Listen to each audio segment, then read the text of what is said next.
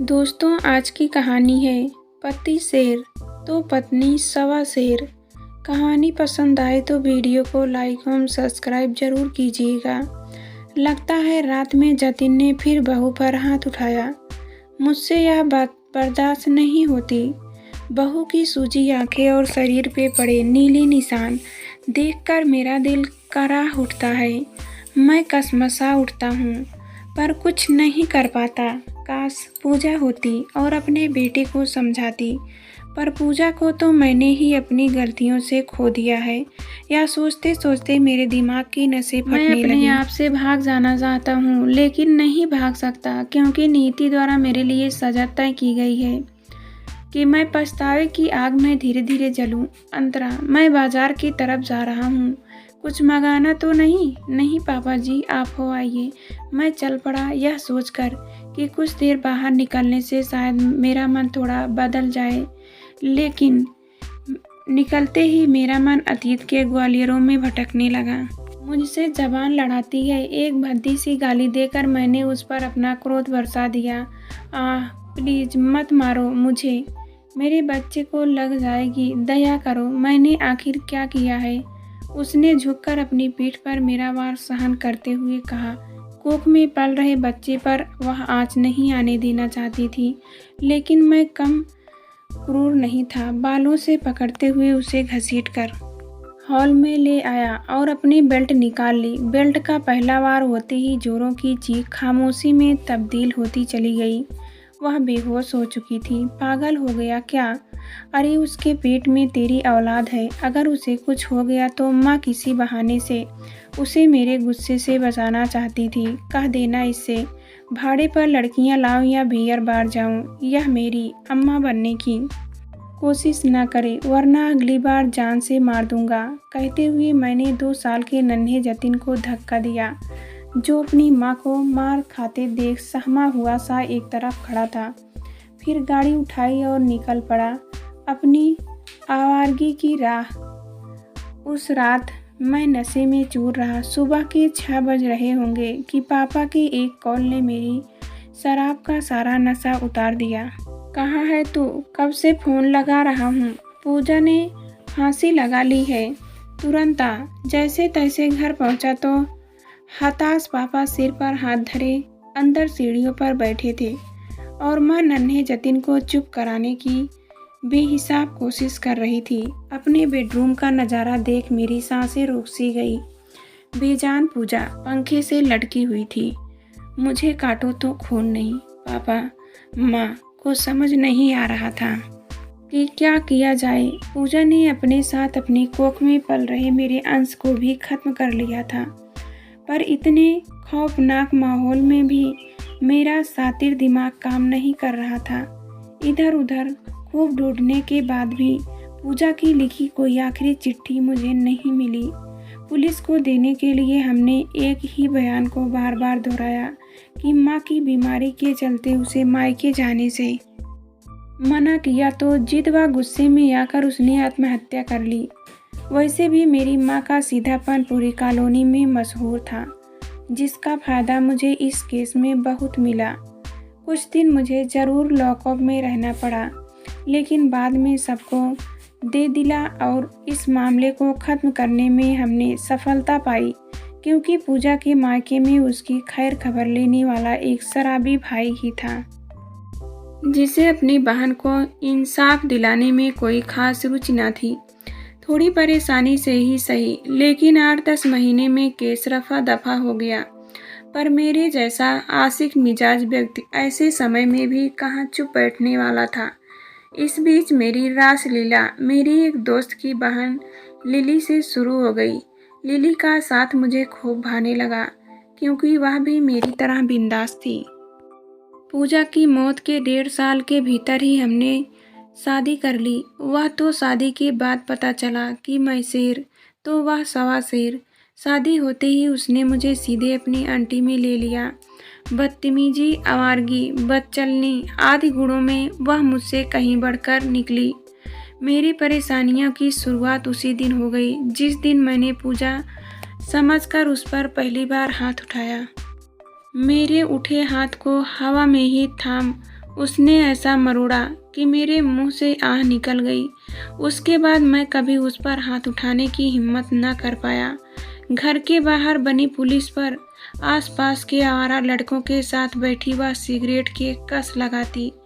जब तक कॉलोनी के लोगों को नजर आती, अपने दोस्तों के साथ कार में बाहर घूमने जाना उसका प्रिय संगल था। रात को वह शराब के नशे में धुत होकर घर आती और सो जाती। मैंने उसे अपनी झांसे में लेने की कई नाकाम कोशिश की, लेकिन हर बार उसने मेरे वार का ऐसा प्रतिवार किया कि मैं बौखला गया। उसने साफ शब्दों में मुझे चेतावनी दे दी, अगर मैंने उससे उलझने की कोशिश की तो वह मुझे मरवा देगी या ऐसा फंसाएगी कि मेरी जिंदगी बर्बाद हो जाएगी। मैं उसके गदर से तभी तक बचा रहता जब तक कि उसके कामों में हस्तक्षेप न करता। तो इस तरह प्रकृति के न्याय के तहत मैंने जल्दी ही वह काटा जो बोया था। घर की पूरी सत्ता पर मेरी जगह वह काबिज हो चुकी थी। शादी के साल भर बाद ही मुझ पर दबाव बनाकर उसने पापा से हमारे घर को भी अपने नाम करवा लिया और फिर हमारा मकान बेचकर उसने कॉलोनी में एक फ्लैट खरीदा और मुझे व जतिन को अपने साथ ले गई। मेरे मम्मी पापा मेरी बहन यानी अपनी बेटी के घर में रहने को मजबूर थे। यह सब मेरी ही कारगुजरियों की अतिथि जो आज सब कुछ मेरे हाथ से मुट्ठी से निकली रेत की भांति फिसल चुका था। अपना मकान बिकने से हैरान परेशान पापा इस सदमे को न सह पाने के कारण हार्ट अटैक के शिकार हो महीने भर में ही चल बसे। उनके जाने के बाद मेरी माँ बिल्कुल अकेली हो गई। प्रकृति मेरे कर्मों की इतनी जल्दी और ऐसी सजा देगी मुझे मालूम न था। नए घर में शिफ्ट होने के बाद भी उसके क्रियाकलाप में कोई खास अंतर नहीं आया। इस बीच 5 साल के हो चुके जतिन को उसने पूरी तरह अपने अधिकार में ले लिया। उसके सानिध्य में पलता बढ़ता जतिन भी उसके नक्शे कदम पर चल पड़ा। पढ़ाई लिखाई से उसका खास वास्ता था नहीं। जैसे तैसे 12वीं कर उसने छोटा मोटा बिजनेस कर लिया और अपनी ज़िंदगी पूरी तरह से उसी के हवाले कर दी। उन दोनों के सामने मेरी हैसियत वैसे भी कुछ नहीं थी। किसी समय अपनी मन मर्जी का मालिक मैं आजकल उनके हाथ की कठपुतली बन बस उनके रहमो करम पर जिंदा था। इसी दफ्तर में जिंदगी के कुछ और वर्ष बीत गए। इस बीच लिली एक भयानक बीमारी एड्स की चपेट में आ गई और अपने आप में गुमसुम पड़ी रहने लगी। अब घर की सत्ता मेरे बेटे जतिन के हाथों में आ गई। हालांकि इस बदलाव का मेरे लिए कोई खास मतलब नहीं था।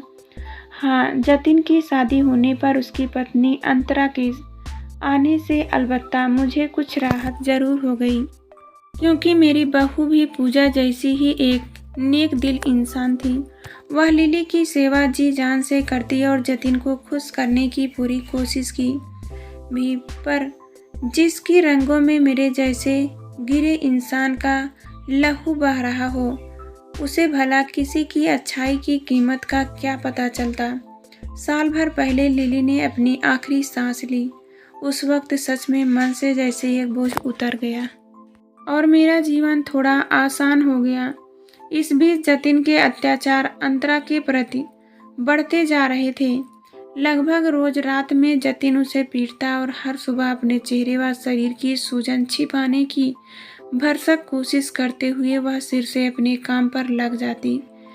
कल रात भी जतिन ने उस पर अपना गुस्सा निकाला था। मुझे समझ नहीं आता था कि आखिर वह ये सब क्यों चाहती है। क्यों नहीं वह जतिन को मुंह तोड़ जवाब देती। आखिर उसकी क्या मजबूरी है। तमाम बातें मेरे दिमाग में लगातार चलती। मेरा मन उसके लिए इसलिए भी परेशान रहता क्योंकि इतना सब कुछ सहकर भी वह मेरा बहुत ध्यान रखती थी। कभी कभी मैं सोच में पड़ जाता कि आखिर औरत एक ही समय में इतनी मजबूत और मजबूर कैसे हो सकती। मैं ऐसे वक्त पर मुझे पूजा की बहुत याद आती। अपने 4 वर्षों के वैवाहिक जीवन में मैंने एक पल भी उसे सुकून का नहीं दिया।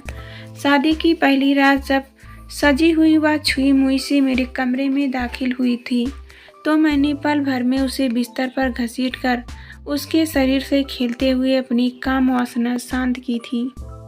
काश उस वक्त उसके रूप सौंदर्य को प्यार भरी नज़रों से कुछ देर निहारा होता, तारीफ के 2 बोल बोले होते तो वह खुशी से अपना सर्वस्व मुझे सौंप देती।